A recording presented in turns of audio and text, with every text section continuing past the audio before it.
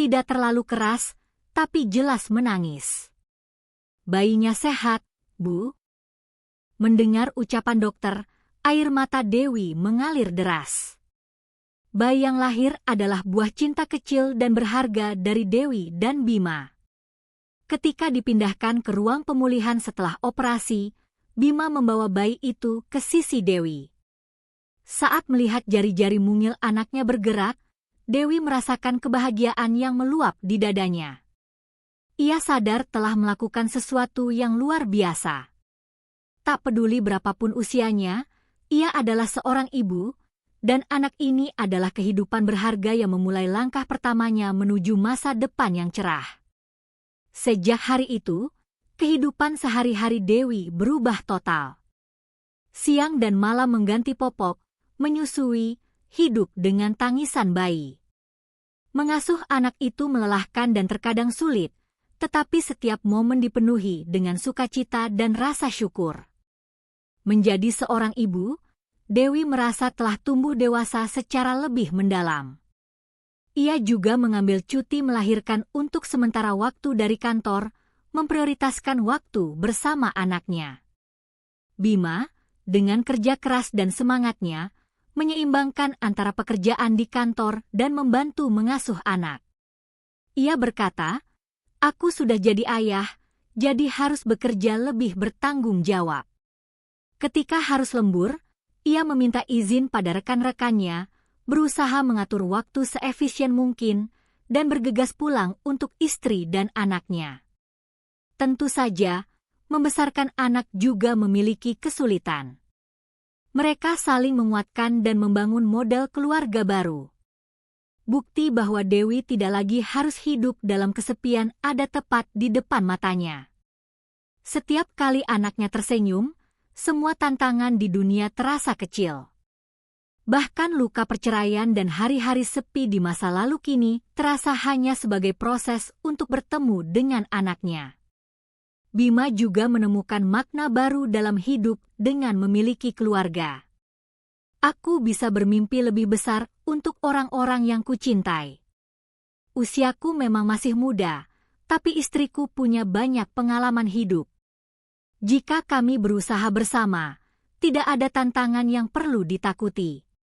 Waktu berlalu, sekitar 6 bulan setelah Dewi melahirkan, perusahaan menawarinya untuk kembali bekerja. Saat itu, Dewi masih khawatir apakah ia bisa kembali bekerja secepat itu. Tetapi ketika kondisi anaknya mulai stabil dan lingkungan dengan pengasuh serta bantuan dari orang tua kedua belah pihak sudah terbentuk, ia mulai mempersiapkan diri untuk kembali. Saat kembali ke kantor, Dewi mengusulkan untuk membuat ruang laktasi di sudut kantor. Ketika usulan itu direalisasikan, hal itu membawa pengaruh positif bagi karyawan perempuan lainnya. Berkat Bu Dewi yang membuka jalan, kami jadi lebih mudah menyeimbangkan pekerjaan dan keluarga, ucapan terima kasih terdengar. Dengan begitu, meskipun telah menjadi ibu, ia tidak meninggalkan jalannya sebagai seorang wanita karir. Tentu saja, lembur hingga larut malam dan perjalanan dinas yang padat seperti dulu telah berkurang. Namun sebaliknya, ia berkontribusi pada perusahaan dengan menangani pekerjaan secara efisien dan memberikan ide-ide kreatif berdasarkan pengalamannya. Dewi menjadi panutan bagi karyawan wanita muda di perusahaan. Hebat sekali melihat Bu Dewi mengendalikan hidupnya, percaya diri melahirkan, mengasuh anak, dan melanjutkan karirnya. Reaksi seperti itu terus berdatangan. Suatu hari, saat bersama Bima mendorong kereta bayi di taman dekat rumah, Dewi terharu hingga meneteskan air mata. "Kok nangis lagi, sih?" goda Bima, tetapi mata Dewi penuh dengan rasa syukur dan haru. "Aku hanya tidak percaya, orang sepertiku bisa menjadi ibu." Mendorong kereta bayi di taman seperti ini, sambil tertawa bersamamu, rasanya seperti mimpi. Bima dengan lembut meletakkan tangannya di bahu Dewi dan berkata, "Aku selalu percaya padamu, Mbak. Kamu kuat, hangat, dan di atas segalanya, orang yang penuh cinta. Anak kita, dan juga aku benar-benar bahagia karenamu. Dewi menatap langit.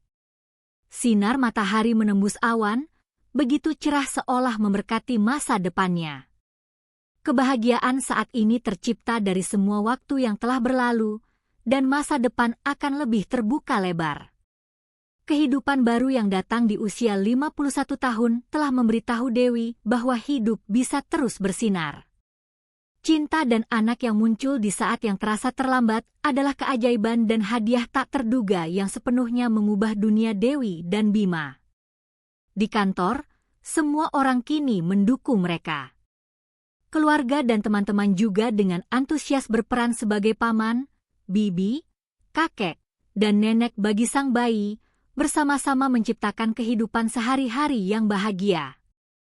Tentu, terkadang ada konflik kecil, tetapi setiap kali itu terjadi, Dewi berpikir, aku telah hidup sampai usia ini, dan aku akan terus hidup bersama anak dan suamiku. Aku bisa melewati kesulitan apapun. Keyakinan itu terus menjadi kekuatan yang menopang tantangan dalam kehidupan Dewi, Bima, dan anak mereka yang baru lahir. Terkadang, perbedaan usia lebih dari 20 tahun bisa menjadi kekhawatiran. Saat anaknya memasuki usia remaja, Dewi sudah mendekati usia 70-an. Tetapi itu hanyalah salah satu bentuk kehidupan, sedikit berbeda dari orang lain, dan ia mencoba menerimanya dengan positif. Dewi berjanji pada dirinya sendiri bahwa saat melihat anaknya tumbuh, ia ingin menjadi ibu yang bisa memberikan nasihat dari berbagai sudut pandang tentang kegelisahan dan masalah yang akan dihadapi anaknya. Kisah pasangan yang mengatasi perbedaan usia yang signifikan, membalikkan keputusasaan dan prasangka, akan terus berlanjut di tengah kesibukan mengasuh anak dan bekerja.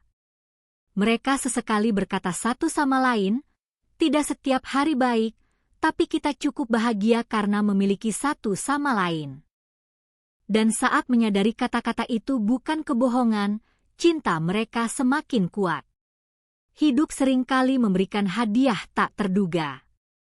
Cinta Bima, karyawan muda yang datang pada Dewi, dan kehidupan baru yang ia dapatkan di usia 51 tahun adalah salah satunya. Prosesnya tidak mudah, pandangan dan prasangka masyarakat masih ada, tetapi Dewi berhasil melewatinya dengan susah payah untuk mendapatkan keharuan dan harapan yang lebih besar. Ia telah membuktikan sendiri kebenaran bahwa tidak ada kata terlambat dalam hidup, dan di hadapan cinta serta kehidupan, semua syarat menjadi tidak berarti. Waktu berlalu, ketika sang anak mulai mengambil langkah pertamanya, Dewi memeluknya dengan wajah paling bangga di dunia. Kamu adalah keajaiban ayah dan ibu. Bayi itu tertawa terkekeh, merentangkan kedua tangannya, dan kehangatan kecil itu menyebar hingga ke lubuk hati Dewi. Bima juga tersenyum melihat anak dan istrinya. Pada saat itu, mereka tahu bahwa keajaiban ini akan terus berlanjut. Di tengah situasi itu, erupsi yang diprediksi akhirnya terjadi. Laras mampir ke gereja untuk mengambil partitur musik, tetapi ia panik melihat hujan abu vulkanik yang turun lebih cepat dan tebal dari perkiraan. Di luar, suara gemuruh terdengar dan abu pekat membuat jarak pandang sangat terbatas, keluar ke jalan hampir mustahil. Sendirian di dalam gereja yang tertutup rapat, Laras gemetar mendengar suara gemuruh yang semakin kencang. Ketika sinyal telepon yang lemah berhasil tersambung, Laras menelepon Pendeta Daniel. Pak Pendeta, saya tadi mampir ke gereja ambil partitur, tapi sekarang hujan abunya tebal sekali, saya tidak bisa keluar. Apa? Bahaya sekali. Kamu tetap di sana, jangan kemana-mana. Saya akan segera ke sana. Ingat, kunci semua pintu dan jendela rapat-rapat. Pendeta Daniel, yang sebenarnya sudah bersiap untuk mengungsi ke tempat yang lebih aman, segera memutar balik mobil pick-up tuanya begitu mendengar Laras terjebak di gereja. Menerobos hujan abu yang pekat, sesampainya di sana, pintu utama gereja bergetar seolah akan roboh. Ia bergegas turun dari mobil, dengan cepat menemukan Laras, dan membawanya ke ruang bawah tanah. Suara gemuruh memekakkan telinga, seolah ingin meruntuhkan seluruh bangunan gereja. Beruntung, dampak terparah dari erupsi itu tidak mengenai area gereja secara langsung. Namun, ketegangan belum usai. Untuk mencari tempat yang aman, sang pendeta menawarkan kepada Laras, di luar masih belum stabil. Rumah saya dekat dari sini, selagi abu sedikit mereda, kita segera pindah. Terlalu berbahaya untuk pulang ke kosmu sekarang. Dari gereja ke rumah pendeta hanya beberapa menit berkendara. Laras tidak bisa menolak tawaran itu. Rumah pendeta Daniel adalah sebuah rumah sederhana di sebuah perumahan dengan halaman kecil dan taman bunga yang terawat. Saat pintu dibuka, sebuah ruang tamu kecil yang rapi, rak buku, dan sebuah piano tegak menyambutnya. Pasti seorang pendeta yang juga mendalami musik, pikir Laras sejenak, namun kemudian ia tahu bahwa piano itu adalah milik mendiang istrinya. Duduk di sofa, Laras merasa tidak nyaman karena pakaiannya kotor oleh abu. Sang pendeta memberinya handuk hangat dan satu set pakaian bersih, lalu tersenyum sedih. Jika saya punya anak perempuan, mungkin usianya sepantaran denganmu sekarang. Mendengar itu, Laras berpikir mungkin selain istri, ia juga kehilangan seorang anak. Dengan ragu ia bertanya, "Maaf, Pak, boleh saya bertanya?" "Anak perempuan yang Bapak maksud?" "Ah, tidak. Saya hanya bicara sendiri. Sebenarnya, saya tidak pernah punya anak. Setelah istri saya meninggal karena sakit, hidup saya banyak berubah." Ia berbicara dengan tenang, seolah mengenang masa lalu yang jauh. Namun di balik wajahnya yang tenang, tersimpan kesedihan yang mendalam. Malam itu, Laras terpaksa menginap di rumah sang pendeta. Sekitar tengah malam, Laras terbangun. Melihat secercah cahaya dari ruang tamu, ia perlahan membuka pintu. Pendeta Daniel sedang duduk di meja, di hadapannya ada Alkitab dan beberapa buku. Biasanya Laras akan kembali ke kamar, tetapi kali ini ia memberanikan diri mendekatinya. "Pak Pendeta belum tidur." Suara gemuruh di luar masih terdengar. "Kamu juga terbangun, Laras?" "Hanya sedang banyak pikiran saja. Syukurlah gereja kita selamat hari ini." Mereka duduk berhadapan di meja kecil sambil minum teh hangat. Awalnya mereka berbicara tentang erupsi, lalu percakapan beralih ke Laras. Mengapa ia memilih musik, mengapa datang jauh-jauh ke Yogyakarta. Ketika Laras mencurahkan kegelisahannya tentang karir, sang pendeta memberikan nasihat, bermusik itu luar biasa. Sama seperti iman, musik memberi sentuhan, penghiburan, dan terkadang menyentuh lubuk hati orang yang tidak kita kenal. Semakin larut malam, mereka semakin membuka diri. Laras bercerita tentang kegelisahannya di Jakarta, tentang hari-harinya yang bercampur antara harapan dan ketakutan saat tiba di sini. Pendeta Daniel dengan lembut memberinya semangat, sambil dengan hati-hati berbagi tentang masa lalunya. Setiap orang punya lukanya masing-masing. Saya hidup dengan luka itu, tetapi mungkin justru karena itulah saya bisa melihat dan memahami luka orang lain. Mendengar kata-kata itu, mata Laras berkaca-kaca. Rasa hormatnya pada pria itu semakin besar. Keesokan paginya, langit kembali biru. Erupsi berbahaya telah berlalu. Namun di seluruh penjuru kota, pohon-pohon tumbang tertutup abu tebal, dan kabel listrik putus. Gereja, meskipun tidak hancur total, mengalami kerusakan di beberapa jendela dan atap. Setelah kembali ke kosnya, bayangan pendeta Daniel tak henti-hentinya muncul di benak Laras. Tangan hangat yang melindunginya, senyum teduh di wajah lelahnya, dan percakapan mereka saat dini hari. Awalnya hanya rasa hormat, Tetapi kini ada sesuatu yang berbeda. Jantungnya berdebar karena perasaan yang aneh. Sejak saat itu, setiap kali ke gereja, perhatian Laras semakin tertuju pada sang pendeta. Ia tetap memperlakukan semua orang dengan hati yang tulus. Namun, Laras tidak lagi terkesan padanya hanya karena ia seorang pendeta. Melampaui rasa hormat murni, perasaan ingin mencintai pria itu mulai tumbuh di hatinya. Awalnya Laras sendiri merasa bingung. "Pak Pendeta, dan aku baru awal 20-an. Berapa usianya?" Dari beberapa obrolan, ia tahu sang pendeta lebih tua 20 tahun darinya. Apalagi sebagai seorang pendeta, ia pasti sangat berhati-hati dalam menjalin hubungan pribadi dengan jemaat. Tetapi perasaan tidak bisa ditekan begitu saja. Suatu hari, sang pendeta memanggil Laras dengan lembut namun tegas. "Laras, jika ada sikap saya yang membuatmu tidak nyaman, tolong katakan. Saya hanya ingin menjagamu sebagai seorang pendeta, tidak ada maksud lain." "Saya tahu, Pak. Saya tahu Bapak orang seperti apa. Justru karena itulah saya semakin berterima kasih dan mengagumi Bapak." Mendengar kata-kata terakhir itu, wajah sang pendeta sedikit menegang. Laras pun tersipu malu. Dalam keheningan yang canggung, sang pendeta menggeleng pelan dan menjawab dengan suara lembut namun jelas, "Terima kasih, Laras. Tapi saya tidak bisa. Posisi saya, usia saya, dan di atas segalanya, masa lalu yang telah saya lalui. Saya bahkan tidak yakin apakah saya pantas untuk merasakan perasaan seperti itu lagi."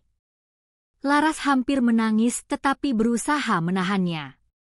Ia mencintainya, tetapi tidak bisa mengabaikan luka dan kenyataan yang dihadapi pria itu. Namun, kurang dari seminggu kemudian, Laras memutuskan jika ia tidak bisa menyerah pada perasaan ini, setidaknya ia harus menyatakannya dengan jujur. Ia menulis perasaannya di secari kertas. "Saya tahu Bapak memiliki luka yang ingin dihindari dan tanggung jawab yang harus diemban. Meski begitu, saya tetap mencintai Bapak begitu dalam. Perasaan ini terlalu sulit untuk disangkal. Saya harap suatu hari, setelah membaca surat ini, Bapak akan mengerti, walau hanya sedikit, ketulusan hati saya." Laras meletakkan surat itu di meja kerja sang pendeta. Waktu berlalu tanpa jawaban. Hingga suatu malam, Laras menerima pesan. "Laras, bisakah kamu datang ke gereja sebentar malam ini? Ada yang ingin saya bicarakan." Di gereja yang gelap dan sunyi, Pendeta Daniel duduk di dekat mimbar. "Saya sudah membaca suratmu. Terima kasih atas ketulusan hatimu. Maaf, Pak, apakah saya membuat Bapak semakin sulit?" Sang pendeta menggelengkan kepala. "Sulit? Sebenarnya saya juga sangat senang, tetapi memang tidak mudah mengambil kesimpulan. Apakah saya, sebagai seorang pendeta, seorang pria yang sudah berumur, berani menerima perasaan ini? Saya selalu ragu." Laras perlahan berjalan ke arah piano, membuka partitur yang telah disiapkannya, dan berkata, "Tolong tunggu sebentar, Pak. Saya ingin menyampaikannya lewat musik." Alunan melodi yang indah namun sendu mengalun dari jemarinya. Ketika nada terakhir selesai, mata sang pendeta berkaca-kaca. "Saya sudah mendengar dengan jelas isi hatimu, Laras. Dan saya memutuskan untuk lebih jujur padamu."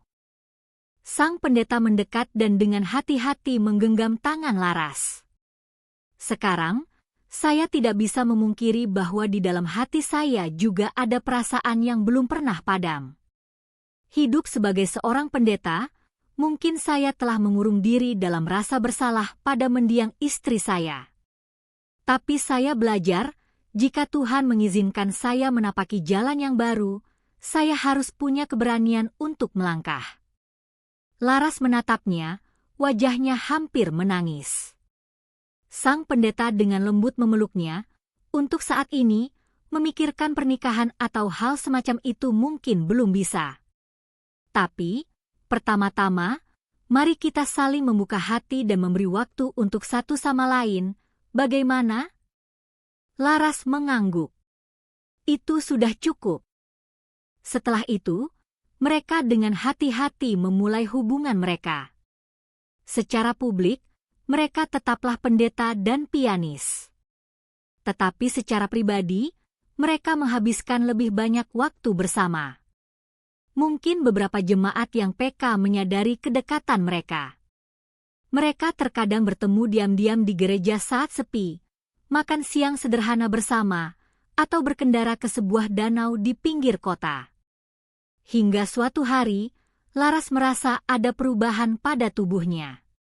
Awalnya ia pikir hanya kelelahan, tetapi ketika menstruasinya tak kunjung datang, ia cemas membeli alat tes kehamilan.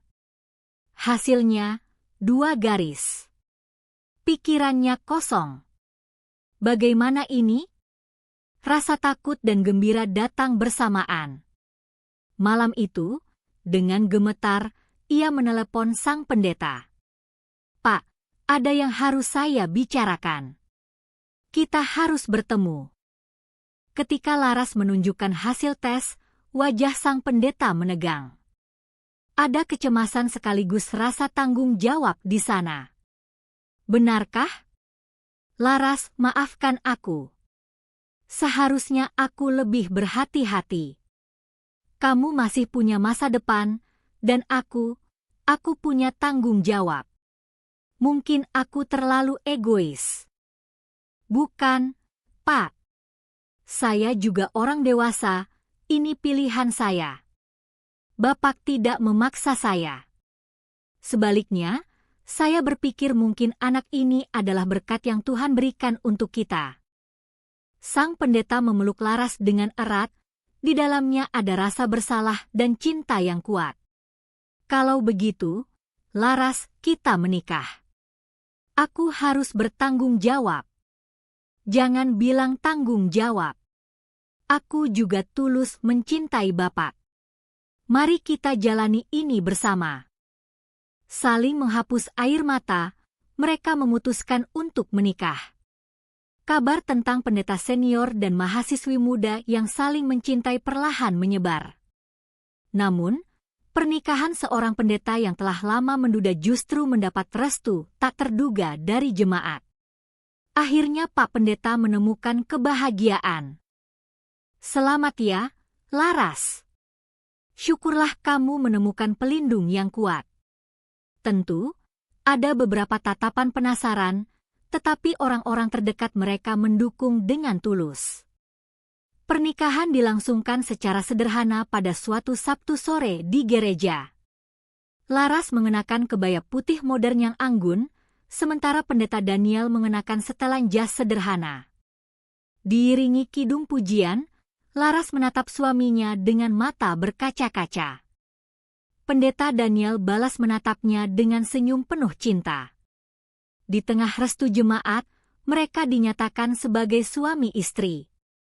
Setelah menikah, Laras tinggal bersama suaminya di rumah dinas pendeta. Kehadiran Laras membawa energi positif bagi jemaat. Orang-orang berkata pendeta Daniel menjadi jauh lebih lembut dan ceria. Luka kehilangan istrinya memang tak akan hilang, tetapi kehidupan sehari-hari bersama Laras telah membangkitkan kembali jiwanya. Kehamilan Laras berjalan lancar. Tidak hanya jemaat, para tetangga pun ikut memberinya semangat, mengatakan bahwa bayi itu adalah anugerah. Terkadang, sang pendeta berdoa lirih, "Tuhan, aku tidak tahu apakah aku pantas menerima kebahagiaan ini. Berilah aku kekuatan untuk menjaga anak ini dan istriku." Setiap kali itu terjadi, Laras akan menggenggam tangannya dan menjawab, "Kita akan menjadi kekuatan untuk satu sama lain. Aku merasa kuat karena ada Bapak di sisiku." Kisah ini berakhir di sini, tetapi masa depan mereka baru saja dimulai. Pada ibadah minggu pertama setelah mereka menikah, Laras duduk di depan piano. Suaminya memintanya memainkan sebuah lagu spesial. Alunan nada dari jemarinya menyebar lembut ke seluruh ruangan. Di tengah alunan itu, Laras berdoa dalam hati, "Tuhan, terima kasih telah memberiku kehidupan seperti ini. Bersama suamiku, bersama anak ini, aku akan dengan berani menjalani tuntunan MU." Ketika musik berakhir, Daniel, suaminya, mendekati Laras dan dengan lembut mengecup punggung tangannya. Gereja dipenuhi sorak-sorai kecil yang hangat. Mereka saling bertukar pandang seolah mengucap janji dalam diam. Cinta kami dimulai seperti ini. Jodoh kecil yang ditemui di masa-masa sepi sebagai mahasiswa perantau, kenangan melewati bencana alam bersama, akhirnya berbuah manis. Dan buah itu terus mekar dengan harapan dan cinta yang tak pernah padam.